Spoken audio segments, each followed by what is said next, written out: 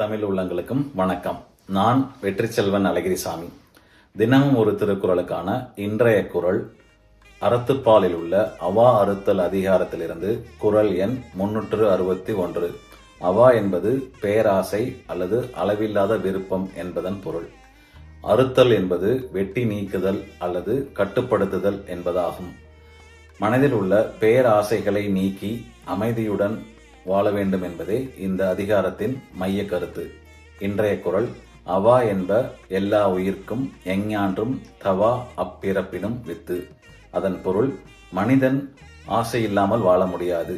அதுவே மிகுந்த ஆசை, பேராசை அவனை துன்பத்திற்கும் அழிவிற்கும் அழைத்து செல்கிறது. அளவான ஆசை வாழ்வை வளமாக்கும், அளவில்லாத பேராசை வாழ்வை சிதைக்கும். மீண்டும் குறள், அவாவென்ப எல்லா உயிர்க்கும் எஞ்ஞான்றும் தவா அப்பிறப்பினும் வித்து. நன்றி.